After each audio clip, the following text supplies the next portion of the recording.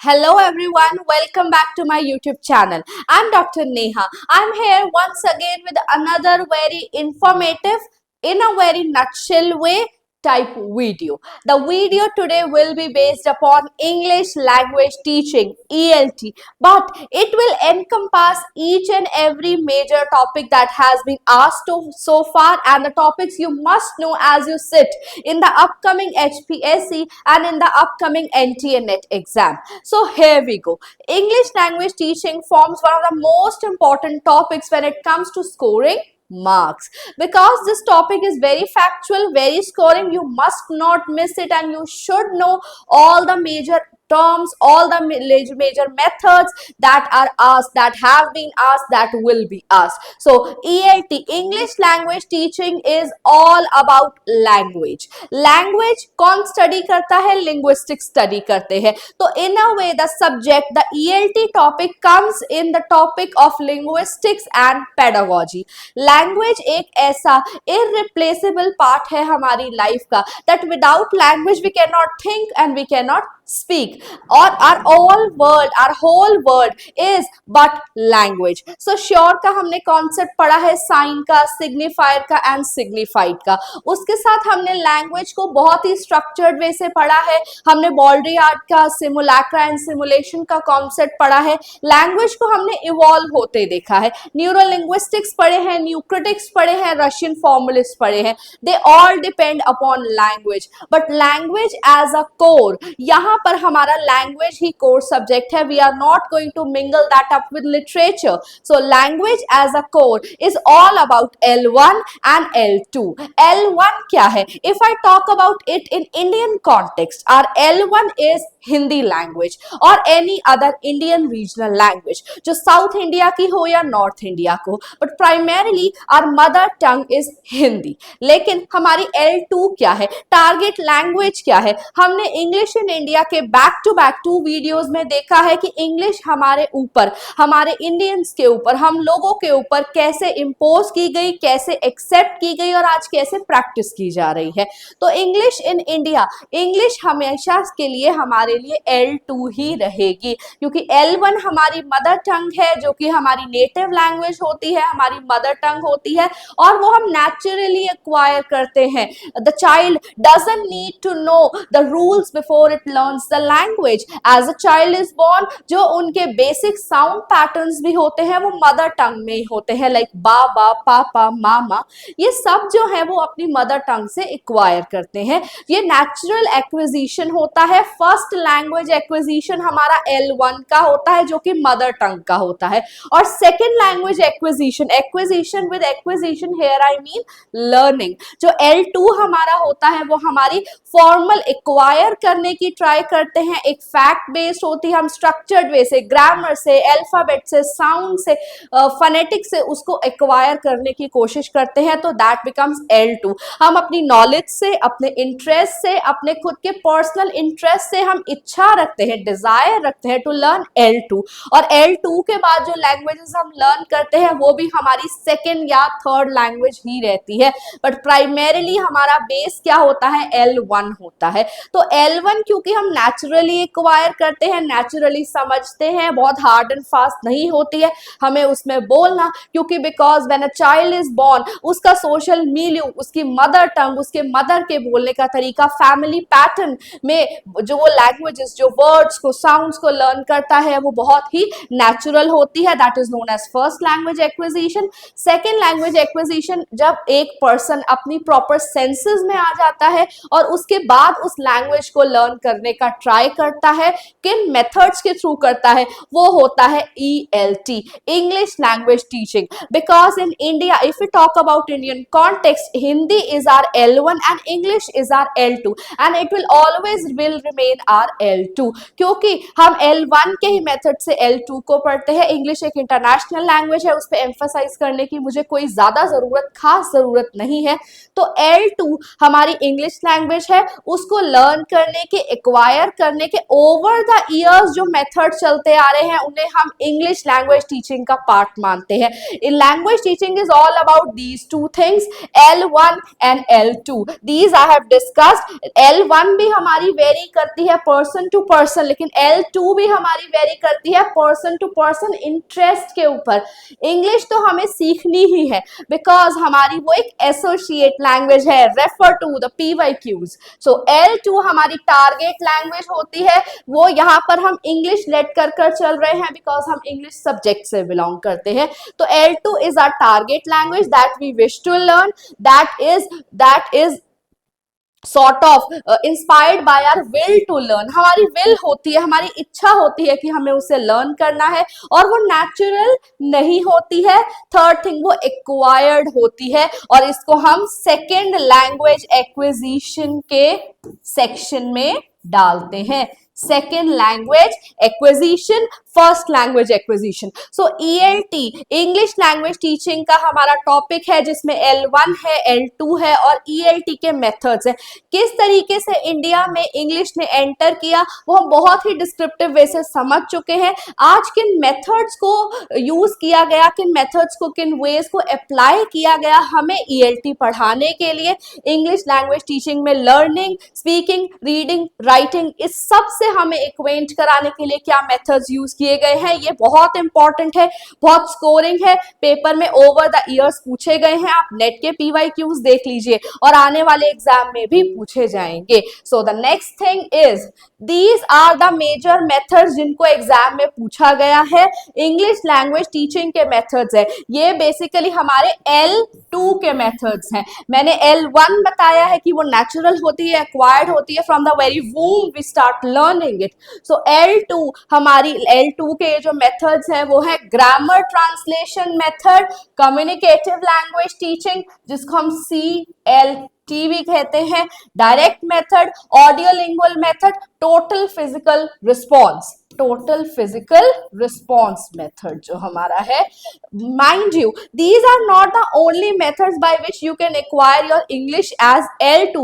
There are many other methods also that I will talk about in the end of this video, क्योंकि उनके जो प्रोपाउंडिंग members हैं वो ज्यादा इंपॉर्टेंट है, कॉन्सेप्ट इतना इंपॉर्टेंट नहीं है. So grammar translation method, mark star, very very important method, will be asked and has been asked. So grammar translation method is a traditional way of learning L2. हम English को grammar के through learn करते हैं, grammar के through learn करते हैं. How? जिस तरीके से हमारे पेरेंट्स लर्न करते हैं. They are so well versed in the grammar. Grammar के रूल्स उन्होंने क्रैम कर रखे हैं. That rules, those rules about articles, about adjectives, about subject, object and verb and tenses, वो उनके माइंड में इतने अच्छे से एम्बेडेड हैं. All thanks to the grammar translation method. मैंने क्या बताया? This is a traditional way of teaching language. लेकिन ये language के rules को आपको बहुत अच्छे से learn करा देता है, cram करा देता है, rote learning promote करता है. लेकिन grammar translation method fail हो जाता है fluency में. That means our parents even after completing their class 10th or class 12th could not speak fluent English. वो English नहीं, but they are very well versed in marking out the mistake कि आपने did के साथ second form of verb कैसे लगा दिया है जबकि first form of verb आना चाहिए. So grammar translation method is जिस तरीके से हमें grammar पढ़ाई गई है, हमने English को grammar के वे से learn किया है और rather than focusing on the fluency, rather than focusing on the speaking part, इसमें memorization, reading का part ज्यादा रहता है. जैसे हम ग्रामर के रूल्स को पढ़ते हैं, we mug up those rules and then we apply in. हमारे को फिल इन द ब्लैंक्स दिए जाते थे ए एंड द, आर्टिकल्स के, एडवर्ब्स के, टेंसेस के, हम टेंसेस में कन्वर्ट करते थे. हमारे उस बेस को इतना ज्यादा स्ट्रॉन्ग किया जाता है that we know a language but we don't feel confident to speak in that language. So that was a traditional method of grammar translation method. Next is communicative language teaching. ये concept जो है वो Michael Halliday ने दिया है. Michael Halliday का concept है communicative language teaching. You communicate, the focus is more on speaking, the focus is more on communicating. It is known also known as interactive method. आप interact करते हैं, लेकिन यहाँ पर आप रूल्स पर, रेगुलेशंस पर, ग्रामर पर ज्यादा ध्यान नहीं देते हैं. You just focus on the communication part of the language. Very very easy. पहले में फ्लुएंसी नहीं देखी गई है, दूसरे में फ्लुएंसी देखी गई है, तो रूल्स एंड रेगुलेशंस नहीं देखे गए हैं. Third is a direct method, drill method. You are made to think in that language, you are made to think in the target language that stands very much close to the audio lingual method. यहाँ पर direct method जो हमारा है, that direct method is कि readers को, listeners को आप सोचने पर भी उसी लैंग्वेज में मजबूर करें. There is not at all any interference of the mother tongue. मैं आपसे एक क्वेश्चन पूछना चाहूंगी. सो फार मैंने जो पढ़ा है, क्या मदर टंग का रोल ग्रामर ट्रांसलेशन मेथड में है? Yes or no? Is mother tongue playing or interfering in the grammar translation method? क्या रोल प्ले कर रही है या नहीं? Just let me know in the comment section below. Revision के लिए है, सारे लिंग्विस्टिक्स की बात कर रहे हैं, लैंग्वेज की बात कर रहे हैं, कोर कॉन्सेप्ट है, पेपर में देखने को मिलेंगे. सो डायरेक्ट मेथड जो हमारा है वो ड्रिल बेस्ड होता है. The basically the listeners are made to think in the target language. There is no interference of Hindi while talking about English. हम इंग्लिश की बात करेंगे, इंग्लिश में पढ़ाएंगे. How I am teaching? I am teaching in bilingual method. I am employing Hindi as well as English to make this topic really very easy for each and everybody of us to understand. But direct method में मैं आपको क्या बताऊंगी? Apple, apple, apple. I will not make you think that it is same. I will not make you think that anything I am talking about has the Hindi version of it. तो हम सिर्फ English में ही बात करेंगे, English में ही लिखेंगे, English में ही पढ़ेंगे.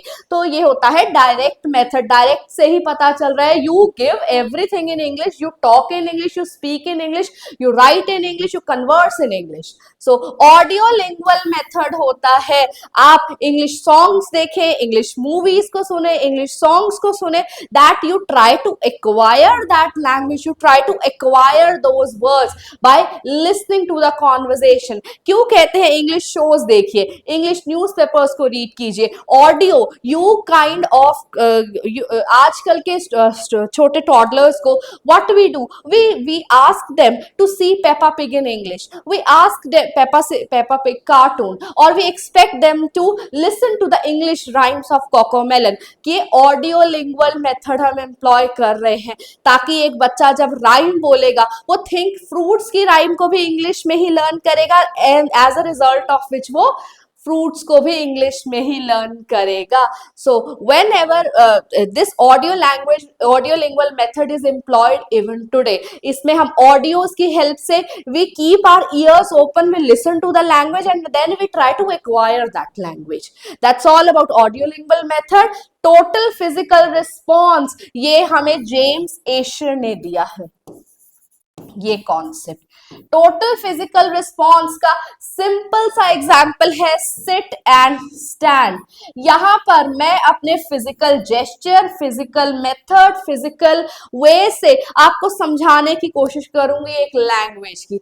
How I will ask you people to stand up, I will stand myself and then you all will stand. Then you will get the idea that this physical response, this physical activity is the act of standing up. Not khade ho jana, but standing up. So I will include physical gestures, physical activities in an interactive way to get out the response, to help you people know why we teach our children, our young children to sit and stand. That's TPR, total physical response. आप देख सकते हैं even in rearing and making our children learn we are employing each and everything. So ये बहुत ही ज्यादा practically oriented है, बहुत ही ज्यादा इंपॉर्टेंट वे है the way with which we are raising our children. हम कहीं ना कहीं डायरेक्ट मेथड भी लगा रहे हैं, कहीं ना कहीं टीपीआर भी लगा रहे हैं, ऑडियो लिंगुअल भी लगा रहे हैं, कम्युनिकेटिव भी लगा रहे हैं, कम्युनिकेटिव लैंग्वेज, हम एक ऐसा एनवायरनमेंट क्रिएट करते हैं that we speak in English.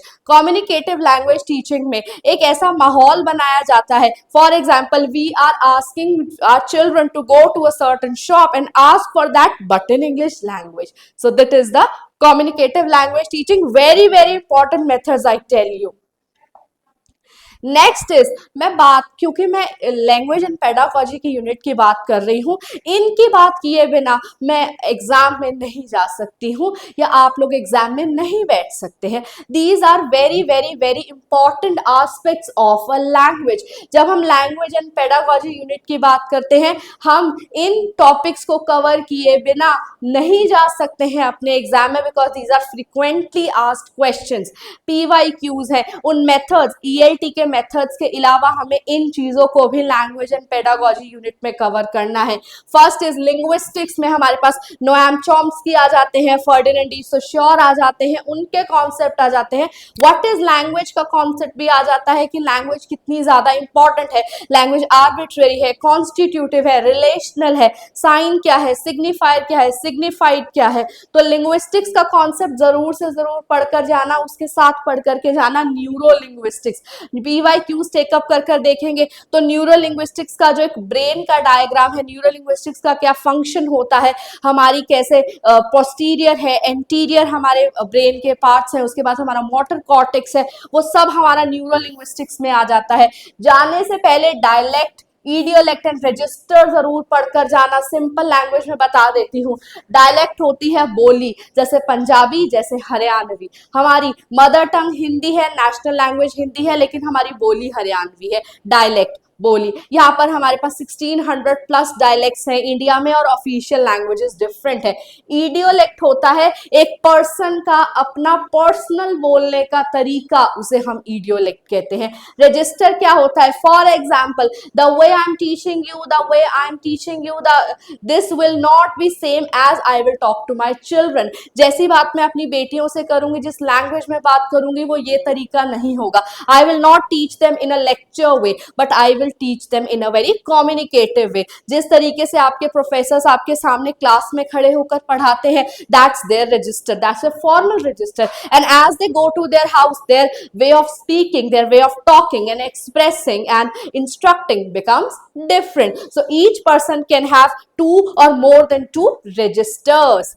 Pidgin frequently asked है, Creole frequently asked है, Lang and Parole जितने स्टार मार्क करूं कम है, हर तरीके के पेपर में देखने को मिलेगा। आप HPSC में बैठ जाइए, आप नेट में बैठ जाइए, जरूर से जरूर आने वाला है सोश्योर का concept, langue and parole. So pidgin and creole. Pidgin यहाँ पर क्या होता है, for example I am going to China and I do not know the Chinese language, but मैं कुछ कुछ वर्ड्स को मिक्स कर लूंगी। एक common language, I need to talk to a Chinese person who doesn't know Hindi, so English हमारी pidgin बन जाएगी, क्योंकि the Chinese person, the person who speaks Chinese know something about English, even I know something about English, so the language that we will develop, that will not be a formal language, but at least we will be able to communicate, go there, come there, sit there। तो हम एक पिडगिन language, एक common space बना लेते हैं to languages के बीच में। तो दिस इज द पिडगिन लैंग्वेज, जो हम जैसे इंडियन पिडगिन चाइनीज, या फिर चाइनीज पिडगिन इंग्लिश। तो यहाँ पर क्रियोल का कॉन्सेप्ट क्या है, क्रियोल का कॉन्सेप्ट पिडगिन का ही एक्सटेंशन है। पिडगिन यहाँ पर एक इनफॉर्मल है, फॉर्मलाइज नहीं है, टेम्परेरी है, लेकिन क्रियोल एक ऐसी लैंग्वेज का ओरिजिनेशन है जहां पर लैंग्वेज को फॉर्मलाइज किया गया। इंग्लिश लिटरेचर के कॉन्टेक्स्ट में बात करते हैं जी, चौसर से पहले क्या था, एंग्लो नॉर्मन लैंग्वेज थी, और उससे पहले जो हमारी लैंग्वेज थी वो मिडिल इंग्लिश, मिड डायलेक्ट थी। तो जब एंग्लो नॉर्मन में जो लैंग्वेज बनी और मिड डायलेक्ट, इंग्लिश डायलेक्ट को मिक्स कर जो लैंग्वेज बनी, वो बनी हमारी English language. So English language during the time of Chaucer is a blend of many languages, जिसमें हमारी लेटिन भी आ जाती है, जिसमें हमारी नॉर्मन फ्रेंच भी आ जाती है, जिसमें हमारा मिड इंग्लैंड डायलेक्ट भी आ जाता है। तो क्रियोल हमारी फॉर्मल एक जो लैंग्वेज अपीयर हो चुकी है, वो होती है। अब langue and parole, langue is here in our mind, A to Z, grammar के रूल्स, स्पीकिंग रूल्स, डिड के साथ फर्स्ट फॉर्म आएगा, डिड नॉट के साथ फर्स्ट फॉर्म आएगा। पेरोल जो हमारे माइंड में होती है वो होती है हमारी लैंग, लैंग जो होती है एब्स्ट्रैक्ट है हमारे माइंड में, जो यहाँ पर हमारी लैंग्वेज का स्पेस है, फिट है, वहां पर जो हमारी लैंग्वेज फिट है वो हमारा लैंग है। वेरएस पेरोल क्या है, पेरोल जो हम उस लैंग्वेज की परफॉर्मेंस देते हैं, पेरोल को हम चेंज नहीं कर सकते हैं। यहाँ पर जो चेंज है हमारा वो लैंग हो सकता है, हम उसे ऑल्टर कर सकते हैं, रिवाइज कर सकते हैं, एडिट कर सकते हैं, but payroll is the actual performance based upon our knowledge of the lang. Lang is language that is in our mind. Parole is performance, L and P, hint. So synchronic and diachronic, synchronic as a state of which, आज हम language की किस state पर है कि हमारे children, हमारे students, हमारे youngsters, they are studying phonetics first, they are studying language, they are studying the sounds first rather than cramming up A to Z. A to Z cram करने से पहले वो क्या कर रहे हैं, वो sounds पढ़ रहे हैं। When they try to get out the spelling of any word, for example link, they know it's l e क, तो लिंक को वो बहुत इजीली बना लेते हैं। तो synchronic, the state of any language, state आज की क्या स्टेट है। Diachronic, history of any language, कि इस वर्ड पर, इस स्टेज पर हम आए कैसे हैं। डायक्रॉनिक, न्यूरो लिंग्विस्टिक्स मैंने लिंग्विस्टिक्स के सेक्शन में बता दिया है। नाउ मैंने जब मेथड्स की बात की है, ईएलटी के मेथड्स की बात की है, तो उसमें ये कुछ नेम्स हैं जो आपको एज इट इज अपनी नोटबुक पर राइट डाउन कर लेने हैं। दे कैन बी आस्क्ड, क्योंकि इनके मेथड्स थोड़े ज्यादा कॉम्प्लेक्स है, बट पूछे जा सकते हैं पीवाईक्यू के बेसिस पर कि इनमें से किसने इनके कॉन्सेप्ट्स को दिया है। सो नेचुरल मेथड में हमारे 5 मेथड्स भी आ जाते हैं, हाइपोथेसिस आ जाता है, लैंग्वेज एक्विजिशन आ जाता है, इनपुट मेथड आ जाता है। तो हमारे वो Stephen Krashen and Tracy Terrell ने ये कॉन्सेप्ट दिया है। ये भी ईएलटी लर्निंग का ही मेथड है कि कैसे अपनी L2 को एक्वायर कर सकते हैं।